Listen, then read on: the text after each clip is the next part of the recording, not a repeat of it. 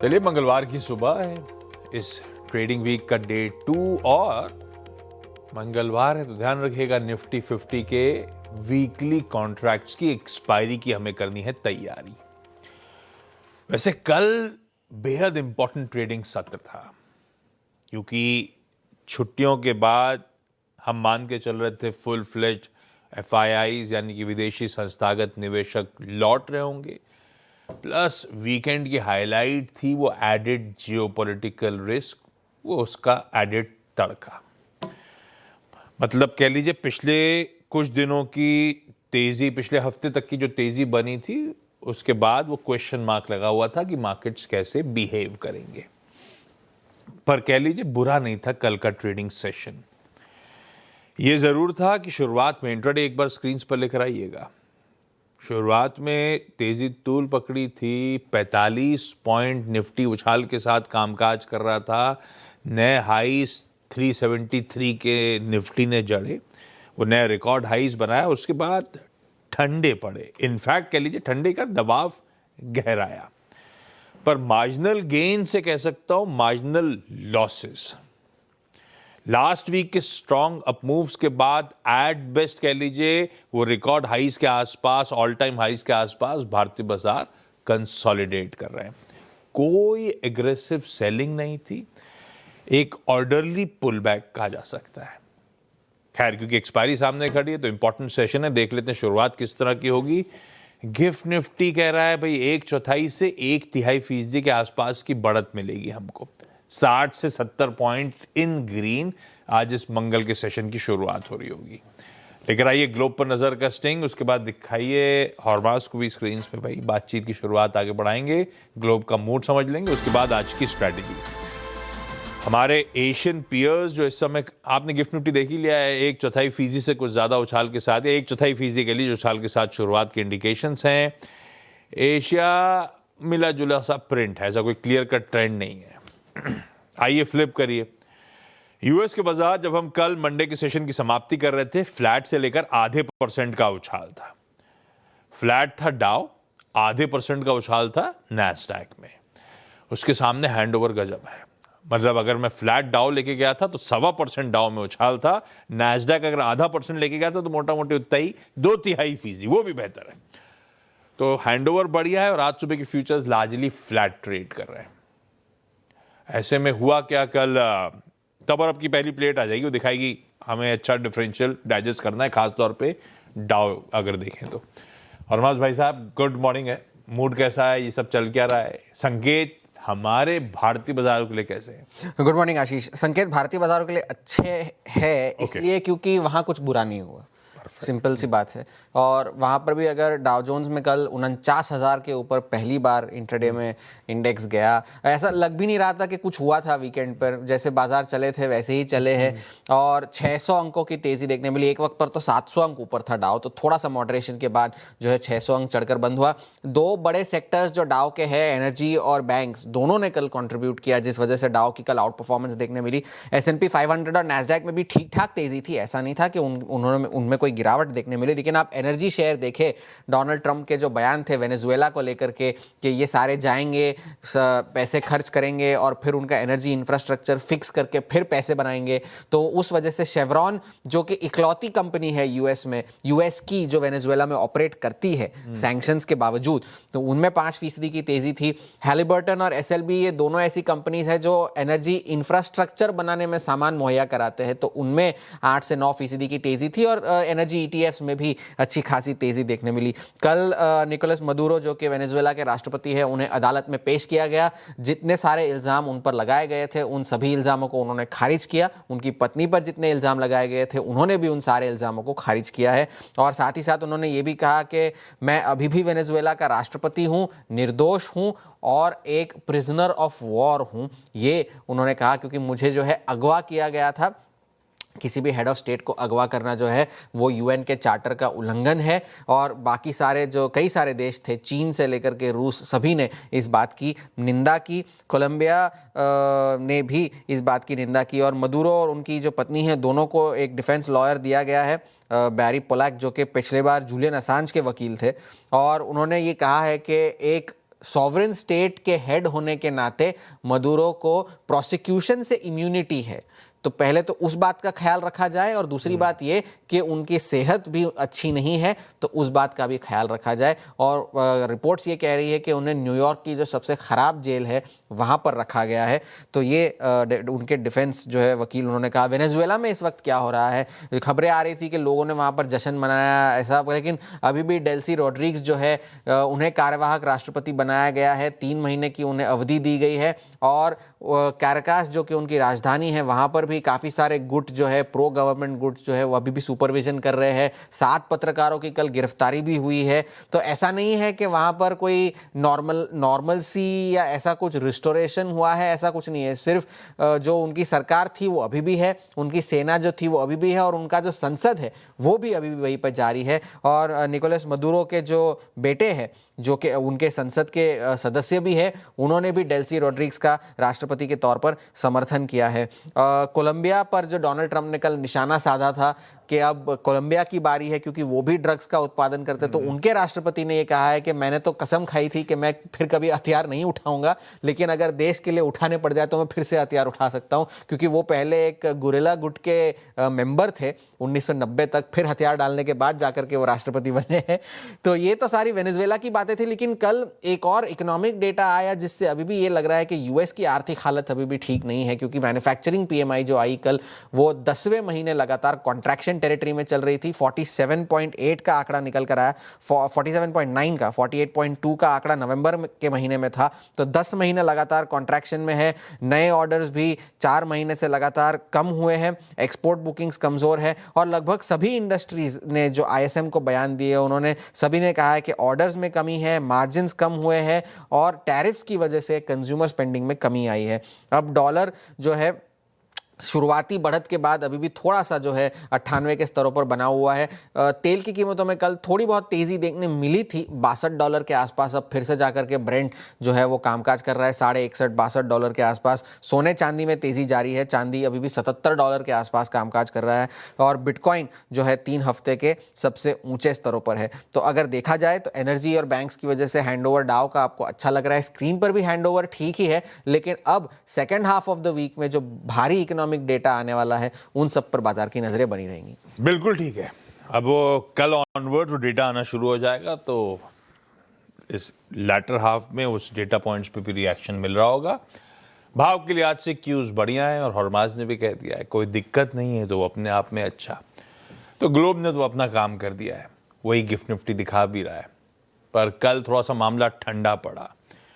कल अगर वो डर था कि एफआईएस की सेलिंग वेलिंग एग्रेसिव ना हो जाए, तो देख लेते हैं, वीरू बताएंगे आपको डिटेल में ऐसा कुछ डराने वाली बात है या काफ़ी सदा हुआ सा रिस्पांस था। ठीक है, क्या ये बाय ऑन डिप्स का ही मार्केट है या भी वेट एंड वॉच मोड पे चले गए? लाइए भाई आज के गेम प्लान का स्टिंग और रखिए वीरू को स्क्रीन पे। वीरू, गुड मॉर्निंग भाई, कैसा लगा कल का सेशन? क्या कहते हैं डेटा पॉइंट्स और अप्रोच अब फ्रेश क्या होगा?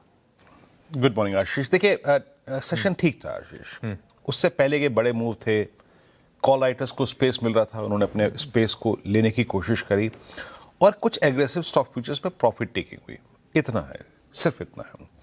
अगर आप कल के सेशन को भी देखें आशीष, और जो मैं बात कर रहा था कि चेज नहीं कर सकते बताओ डे ट्रेडर, आप बड़े गैप अप्स को, बड़े स्ट्रॉन्ग मूव्स को चेज नहीं कर सकते। कल भी अगर आप देखें जो आशीष बेस की ट्रैजेक्टरी थी, दैट 26233 एंड 191 और 212, वहीं से बार बार दोनों ही फर्स्ट इंस्टेंस पे बेस 1 से सेकेंड इंस्टेंस पे बेस 2 से, और सेम किस with Nifty bank.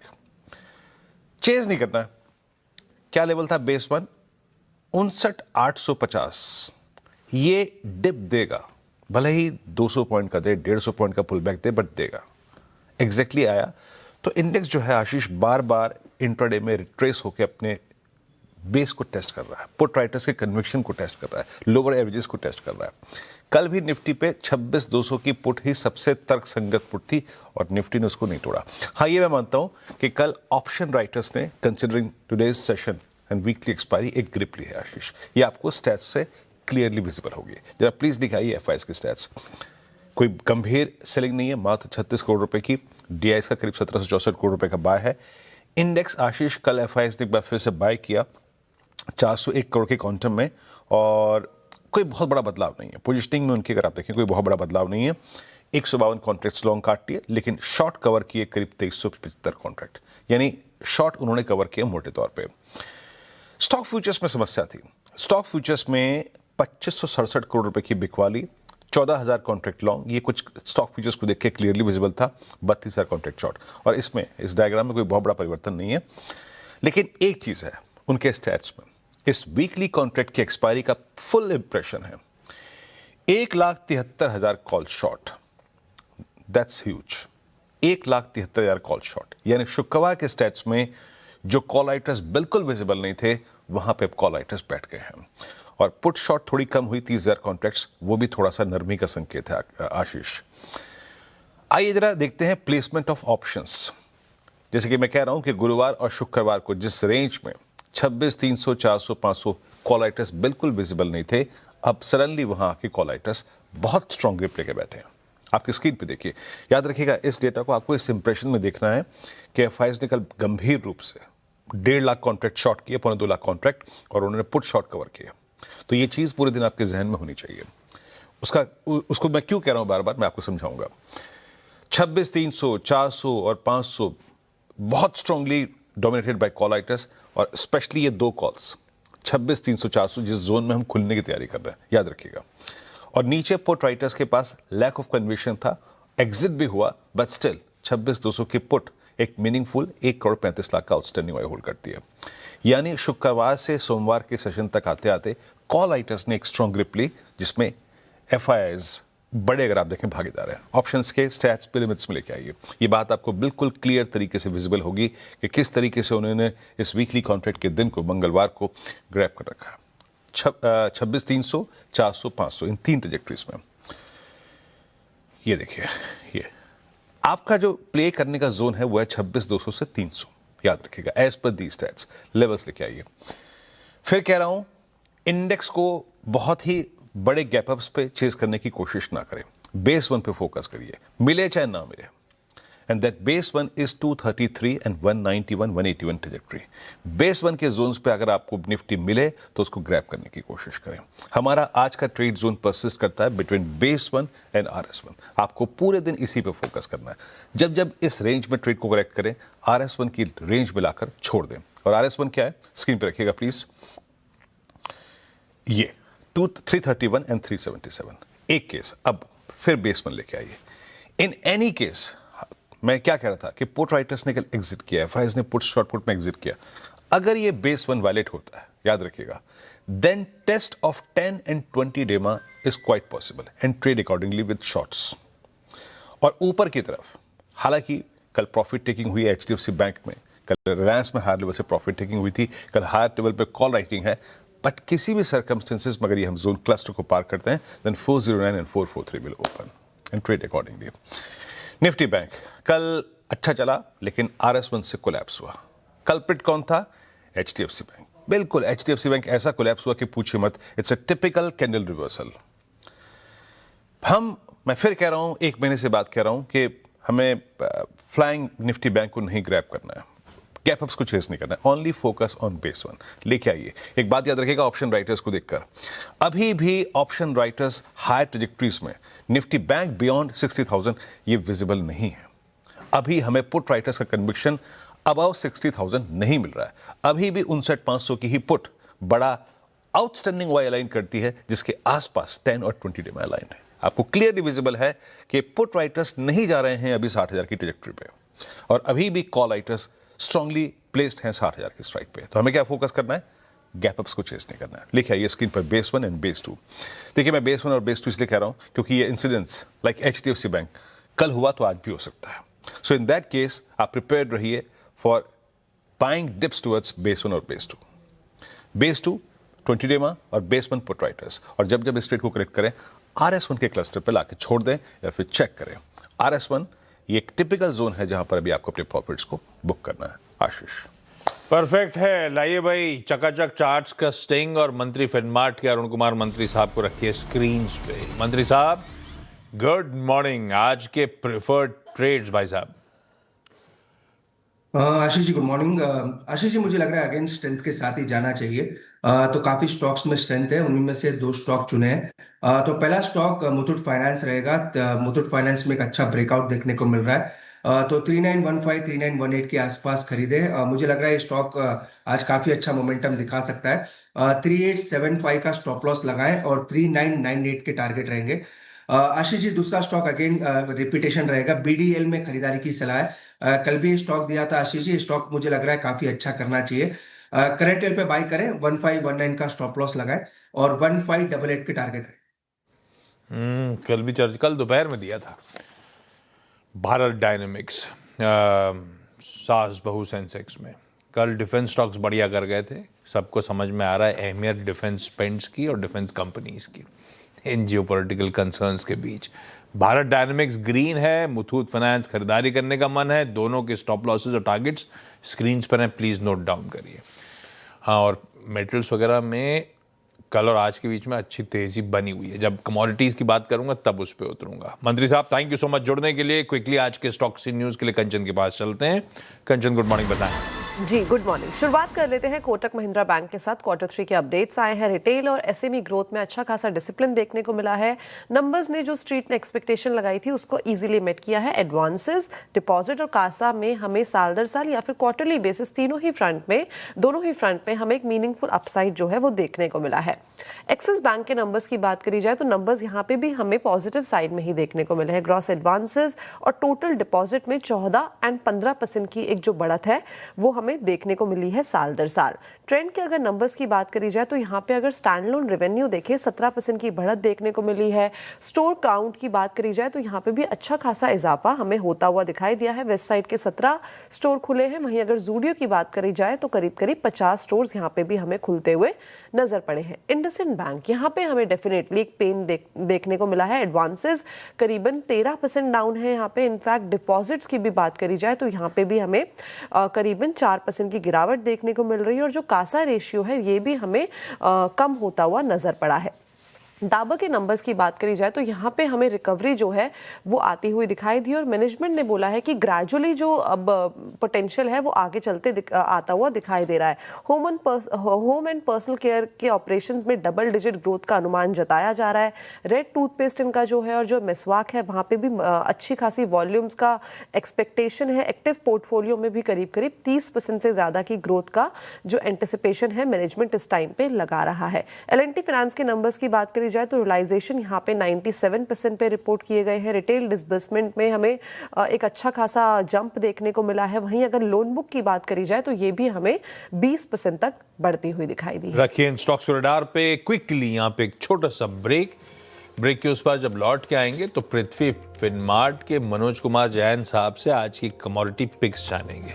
Manoj ji, good morning, आ रहा हूं आपके पास।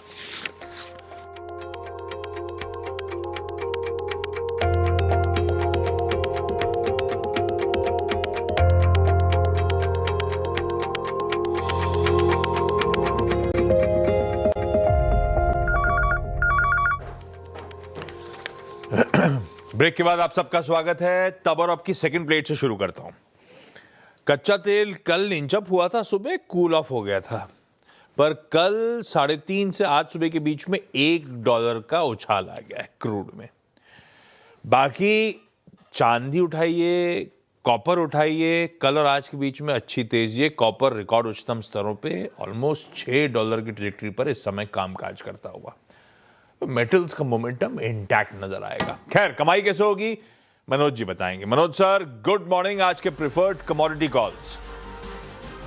Good morning Ashish ji. बिल्कुल, यहाँ पे हम देख रहे हैं कि नए साल में फिर एक बार सोने और चांदी में नया ट्रिगर मिलता हुआ नजर आया। जिस तरह से जियोपॉलिटिकल टेंशंस बढ़ते हुए नजर आए हैं, हमारा मानना है कि सोने का जो पॉजिटिव मोमेंटम है यहाँ आगे और भी कंटिन्यू होने वाला है।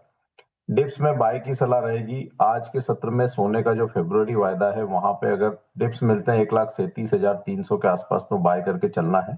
1,36,600 का स्टॉप लॉस लगाना है। टारगेट वहां पे 1,38,800 के रहेंगे।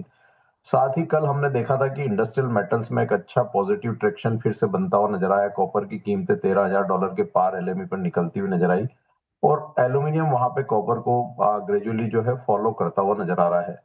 हमारा मानना है कि एल्यूमिनियम में यहाँ और भी अपसाइड पोटेंशियल जो है कुछ सेशंस में देखने को मिल सकता है। 304 के स्तर पर जनवरी वायदा में बाई की सलाह रहेगी। स्टॉप लॉस 301 का लगाना है। टारगेट यहाँ पे 310 के रहेंगे। भाई साहब, एल्यूमिनियम में खरीदारी करने का मन और इनफैक्ट इवन सोने में बाइंग इनिशिएट करिए। बाय ऑन डिप्स की स्ट्रैटेजी रखिए। स्टॉप लॉसेस स्क्रीन पर है, इनको नोट डाउन कर लीजिए। खास तौर पे बाय साइड के रिकॉर्ड्स आते हुए मनोज सर की तरफ से। Manoj sir, thank you so much जुड़ने के लिए। क्विकली आज का ट्यूसडे का इवेंट्स कैलेंडर। ट्यूसडे है तो सबसे पहला तो निफ्टी 50 के वीकली कॉन्ट्रैक्ट्स की एक्सपायरी का दिन है, वो इंपॉर्टेंट। रिजल्ट सीजन का आज से बिगुल बच जाएगा। हालांकि ज़्यादा चर्चा में नहीं आएगा जब तक दिग्गज सामने नहीं आएंगे, लेकिन आज देसी के साथ शुरू कर लीजिए। जीएम ब्रेवरीज के दिन के दौरान मेरे ख्याल से फर्स्ट हाफ में नंबर्स आते हैं और नंबर से पहले स्टॉक भी दिखाएगा अच्छा, in anticipation of good numbers already चला हुआ है। जीएम ब्रेवरीज के नंबर्स अवेटेड दिसंबर क्वार्टर के। अडानी एंटरप्राइजेज ये अपना थर्ड पार्ट ऑफ एनसीडी आज खोलने जा रहे हैं 1000 करोड़ रुपए का। एफएनओ कर्व में सेल के साथ साथ अब आज बाइज्जत सम्मान कैपिटल वापस आता हुआ कर्व में। तो अब 2 स्टॉक्स हो गए एफएनओ बैन में हमारे लिए। आईईएक्स, वो अपडेट्स भी आए हैं दिसंबर मंथ के, पर वो अपडेट्स वगैरह तो स्टॉक्सी न्यूज जब यतन जुड़ेंगे तब बात कर लूंगा। यहां पे मेंशन कर रहा हूं इवेंट्स कैलेंडर में इसीलिए क्योंकि मार्केट कपलिंग केस में एप्टेल यानी कि एपेलेट ट्राइब्यूनल फॉर इलेक्ट्रिसिटी की नेक्स्ट हियरिंग आज शेड्यूल्ड है। तो आईईएक्स अपने आप आज फोकस में आएगा। आज सुबह 10:30 बजे हमारा फाइनल पीएमआई का आंकड़ा, कंपोजिट पीएमआई का नंबर रिलीज हो रहा होगा। कुछ ग्लोबल तड़के में जर्मनी के इन्फ्लेशन प्रिंट आना है, यूके का कार रजिस्ट्रेशन नंबर आएगा, यूएस की रेड बुक यानी कि सेम स्टोर सेल्स ग्रोथ का आंकड़ा, उनका भी पीएमआई आएगा। मैंने कहा था इस हफ्ते डेटा पॉइंट्स कई सारे आने वाले लेबर मार्केट रिलेटेड कल सुबह, और कहा था एफओएमसी की स्पीचेस लाइंड अप होंगी ऑफिशियल्स की। उस कड़ी में आज एक एफओएमसी मेंबर की स्पीच लाइंड अप है। हालांकि मैं लेबर मार्केट के नंबर्स आने के बाद जो एफओएमसी स्पीचेस होंगी वो ज़्यादा इंपॉर्टेंट हो जाएंगी, लेकिन फिर भी अगर कुछ इंटरेस्टिंग बार्गेन्स आप कहते हैं तो कल अपन बातचीत कर रहे होंगे। यूक्रेन के प्रेसिडेंट जेलेंस्की साहब और यूरोपियन लीडर्स की आज फ्रांस में बैठक है। हाई लेवल सिक्योरिटी डिस्कशन होगा। अच्छा, वो महिंद्रा लॉन्च के इमेजेस तो दिखाई दीजिए। आज स्टॉक फोकस में होगा। कल राजस्थान में वो नई एक्सयूवी लॉन्च हो गई है, तो उसके इमेजेस दिखा देता हूँ, उसी के साथ छोड़े जा रहा हूँ। अभी डिटेल में चर्चा करूंगा 8 बजे के शो में, या फिर अगले शो में टीम में भी मेंशन करूंगा। गिफ्ट निफ्टी के क्यूज डिसेंट हैं, 60-70 पॉइंट इन ग्रीन शुरुआत होगी, 1/4% ऊपर, इस तरह के इंडिकेशंस सेशन के लिए। इस नोट पर आज के मॉर्निंग कॉल में इतना ही। ब्रेक ले रहा हूं, ब्रेक के उस पार आज का टॉप 20। नमस्कार।